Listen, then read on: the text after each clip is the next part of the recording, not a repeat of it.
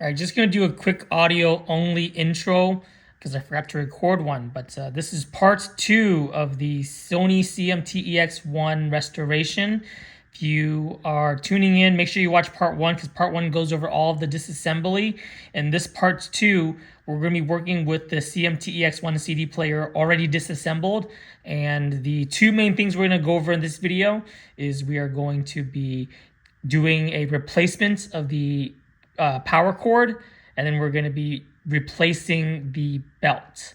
You should watch that disassembly video first, since this just picks right up when we already have it disassembled. All right, enjoy. Here is the new adapter that I got off of the thrift store, and here's basically what we're going to try to do. We need to take this tip and turn it into this tip so that this can connect into the CD player. So what we have to do is basically have to just cut this and then kind of resolder this back in and then cover it up with some shrink wrap. All right, so first things first, we're going to go ahead and cut this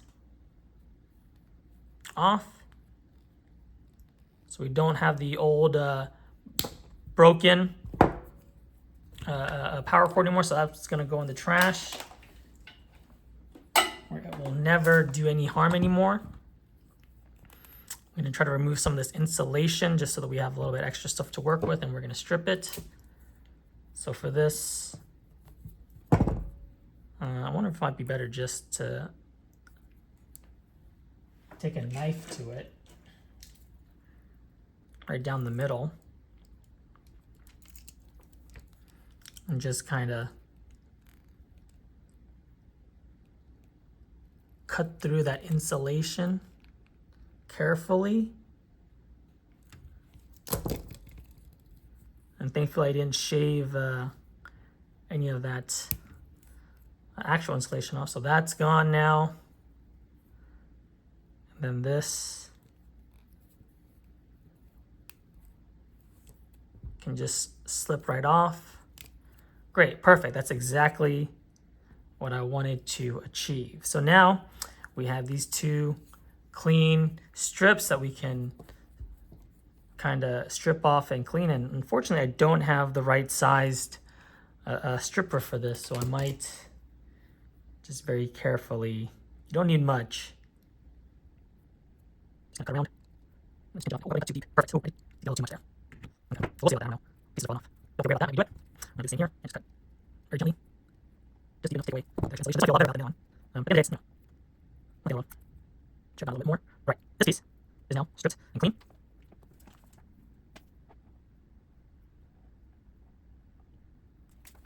Now we're going to do the same to the power cord we just bought. So I'm going to cut this. This is now all trash. I'm going to strip this a little bit using my knife just to separate the two. And now I'm going to strip them and then solder these together. That's all we're trying to do. Ooh, that one felt real deep. Okay, so far so good. And this. One more cut. These two a little bit farther apart, a little too close right now.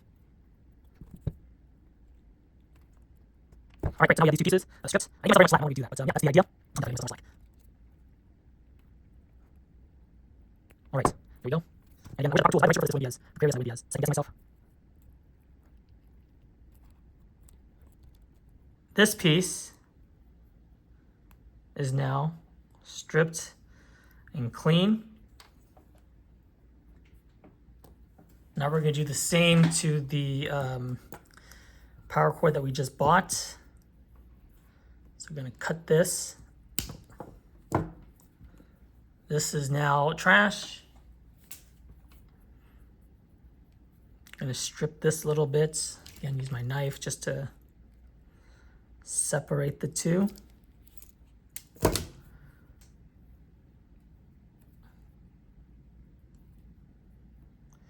And then now I'm going to strip them and then solder these together. So that's all we're trying to do. Ooh, that one felt real deep. Okay, so far so good. And this. One more cut. These two a little bit farther apart, a little too close right now. All right, great. So now we have these two pieces stripped. I didn't give myself very much slack. I might want to redo that. But yeah, that's the idea. I decided to speed things up along because I noticed that this video is already getting pretty long. So let me get you caught up on what happened.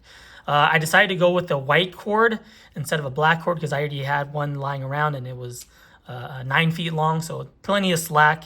So I decided to use that one instead.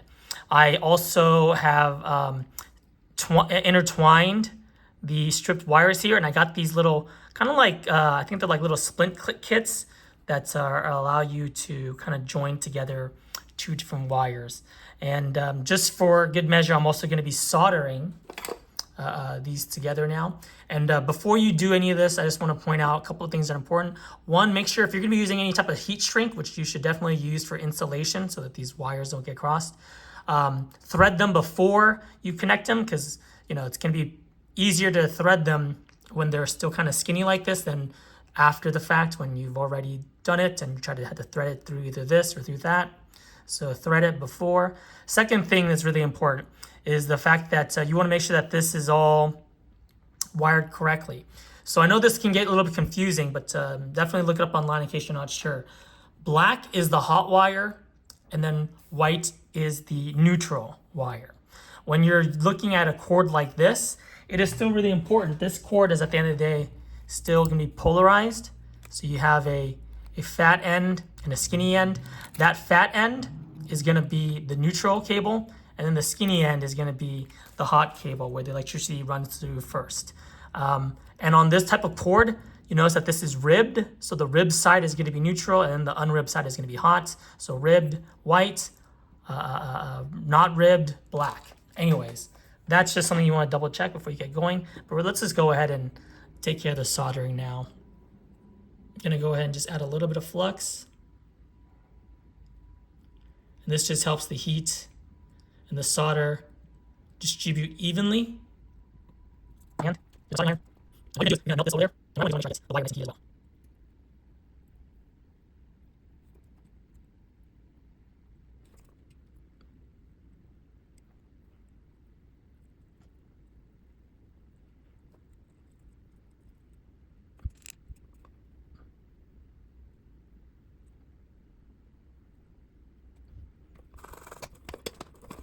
All right, so not the cleanest soldering job, but it's enough to get the job done. But let me just point out some things to you in case you're not used to soldering.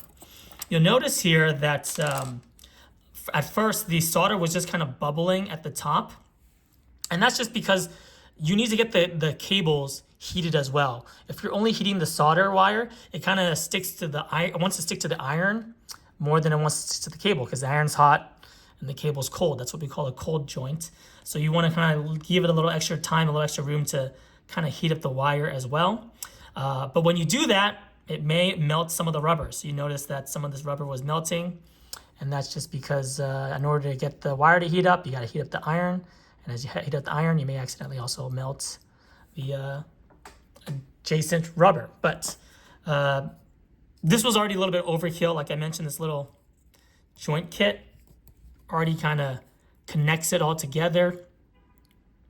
And I just decided to add a little bit of solder just to be a good example, just to show you all the different ways that you can connect this. But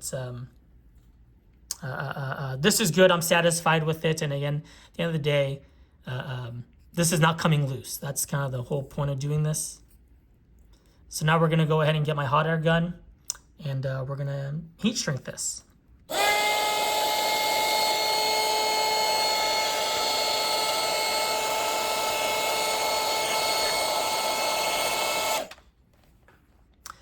All right, great. So now we've got these two pieces insulated. Careful, it's still a little hot.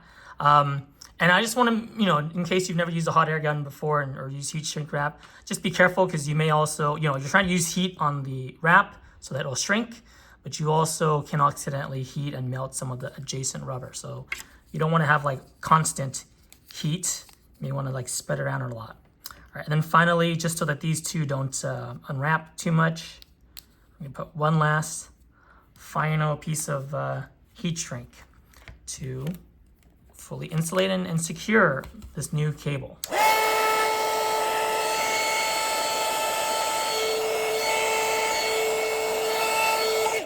All right, great. So I'm very happy with the way that this turned out. So this is kind of all set now to be put back in. This is now the repaired AC cable. And all we need to do now is clip this back on, and then we'll stick it back into the machine. But we'll take care of that when it's time to do the reassembly. But now that you've taken care of that, let's jump on to changing out the belt. All right, it's time for the moment you've all been waiting for and the moment I've been stalling for. It's time to remove this piece so that we can put in the new belt. Now, to kind of just explain what's going on here, this piece needs to go around these two pieces here. It needs to loop around from here to here. But as you can see, there is a connected gear in place that needs to kind of open up so that we can put in this piece around here, because right now there's no way of threading that through. There's a lot of people that just try to feed this through the gears, through the teeth here, and they kind of just spin this until the belt goes in through, and then it kind of connects. But you know, I don't know if that's going to be the most thorough way of doing things. So just to make things harder on myself and just to kind of give you a full sense of, you know, kind of completion, I'm going to go ahead and take this apart so that we can actually put that piece in. So in order to do that, there are 5 screws we need to disassemble. It's going to be these 5 here. All right.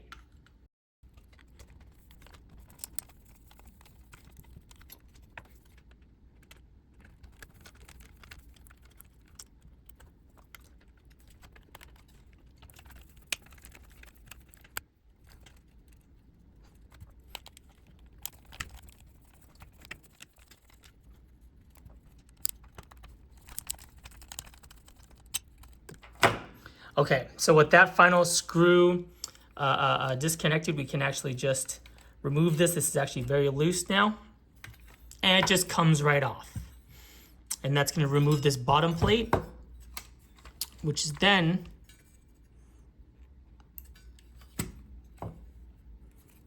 which means we're not done yet. We actually had to remove these other screws too. So I just want to quickly amend myself from what I was saying before. I don't blame you if you just feed it through the teeth. I think that actually might be the easier way of going about this. This is definitely way too much work just to change out one little piece, this little belt. So I probably should have just fed it through the teeth, but just for the sake of thoroughness, I'm going to go ahead and undo this last piece.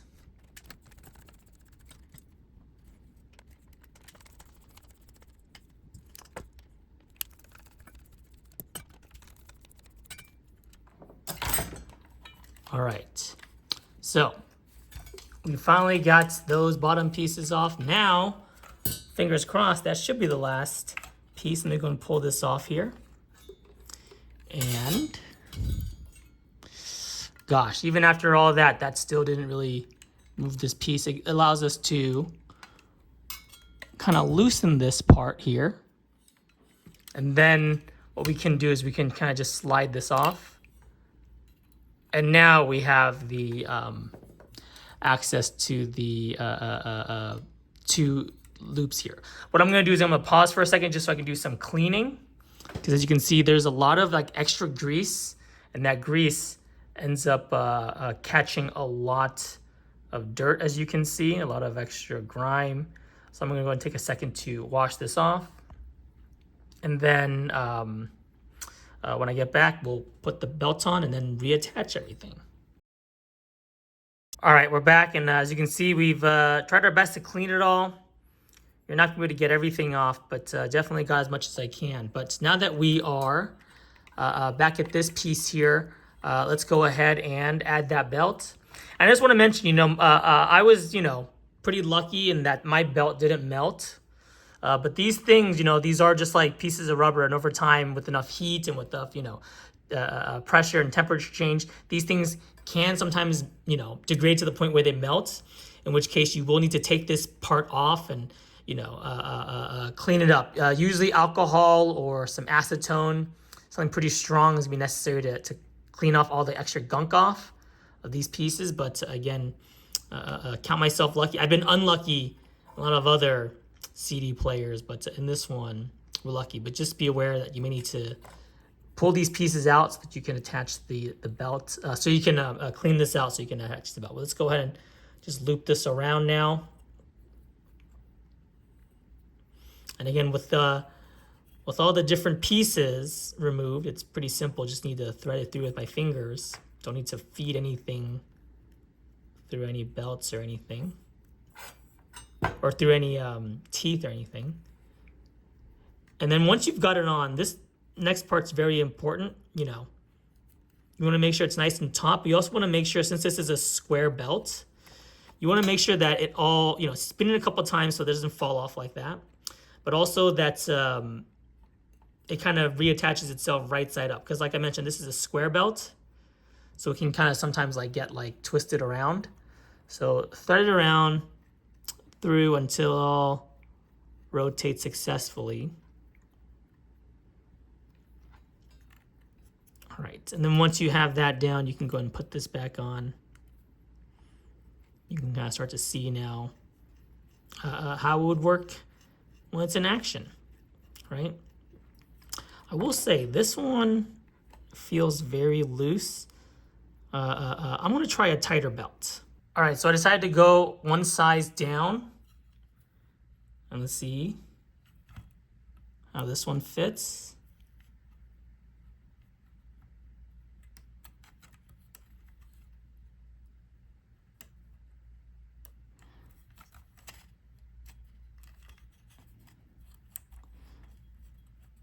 All right, feeling a little bit better about the tension on this one. I'm just gonna go ahead and just thread it through just a few times just to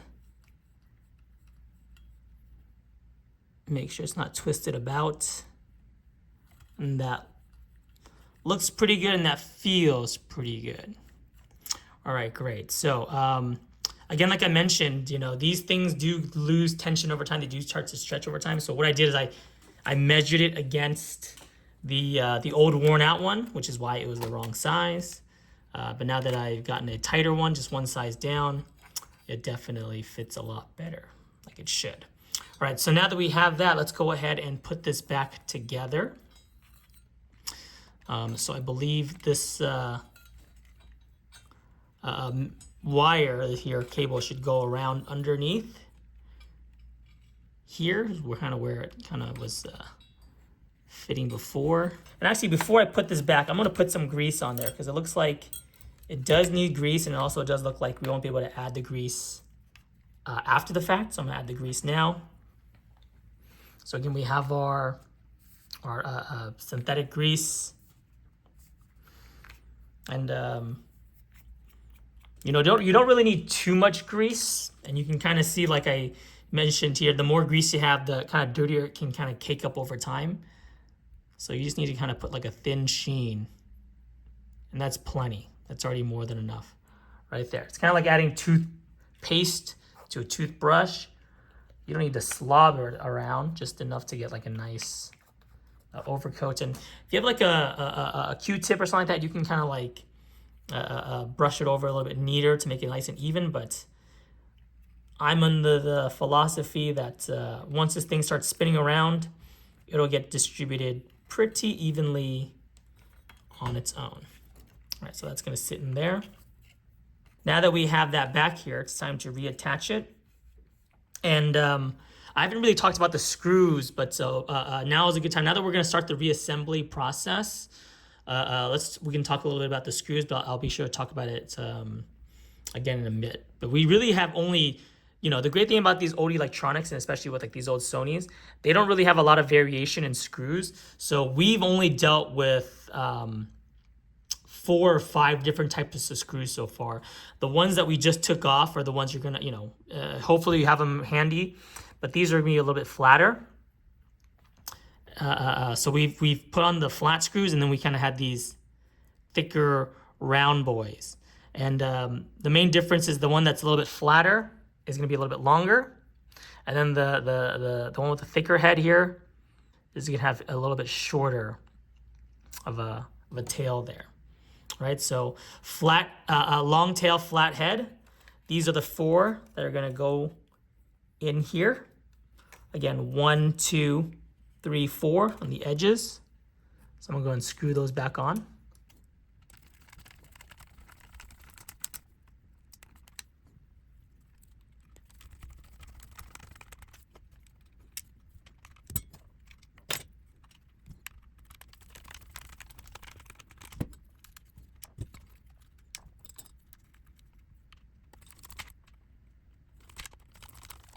All right, so we finished screwing this back onto the CD player. As you can see, we put those 4 flat-headed screws, longer ones, all the way in. Now it's time to put the other metal plate back in. And it's pretty simple. As you can see, these holes really do line up. So it's easy to kind of figure out how to get this one back on. And remember, with this one, we're putting back those 5 screws we just took off. So it's 1, 2, 3, 4, 5, and it's going to be the rounder headed ones that are a little bit shorter. All right, so I'm going to screw those on now.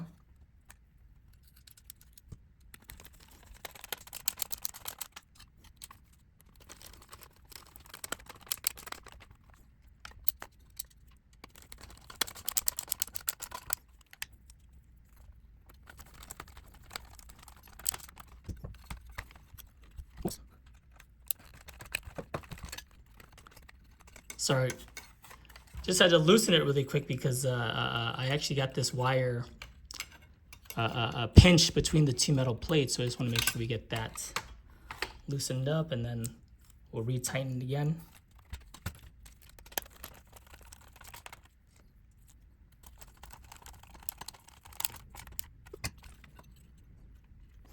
All right, so now there we have it. We have this first piece reattached. I'm gonna go ahead and just make sure that this felt tape here, which isn't even sticky anymore, but I just wanna make sure that this goes over this cable like it used to. I'll find a new way to tape that on, add some new adhesive in a second. But there you have it. Here is the belt now reassembled. Put it back on here. And as you can see, it's lifting up the CD mechanism as designed. And I can even feel it now. The belts, the tension is perfect. It wasn't loose like it was before, so this should move pretty smoothly once we add this all back together. And one last piece I want to mention before we wrap up here. So this is all the things that we needed to repair on this unit, right? So it was the belt, it was the power supply, and then it was the door, the gluing the glass back on the door. So before we jump into reassembly, while I have this thing still disassembled, I have one last piece to talk about, which is going to be a piece that I'm not going to cover in this video, but you may need to be aware of this. So bringing this whole unit back. So remember, we have these different layers here, and one of these layers is going to be this piece here, this LCD screen. I didn't need to do anything to my LCD screen. It's working perfectly fine. But if you do need to, just to make sure that this video is as thorough as possible, to disassemble this, this piece is actually 2 pieces together. It's this bottom board down here, right? This bottom board has some electronics, and it's also this board here, which kind of runs perpendicular. So this is the main LCD board here. So what you need to do is you need to desolder right here, this little right angle solder there. What that does is that's what's kind of attaching this perpendicular piece to the main board here. So once you desolder that, there's also some plastic pins here that you need to declip, but that's how you can get the LED board out. And then from there, you can fix the LED board screen here. If you need to add new backlights, if you need to redo the polarizer, that's how you can detach that safely. And again, I'm not going to go over it since my LCD screen is working perfectly fine. But if you do need to do that on yours, that's how you're going to disassemble it. And there's another YouTube video that you can find. They go over that in much more detail. So you're going to want to, disassemble it down to here, and then watch that other video to learn how to fix that LCD screen. But again, here it is, full, mostly full repair of the CMT-EX1. So we're going to go and end it now. This video is long enough as it is. And then the next part, the final part, is the reassembly. So stay tuned if you want to, or watch that parts to see how to put all these pieces back together. Thanks.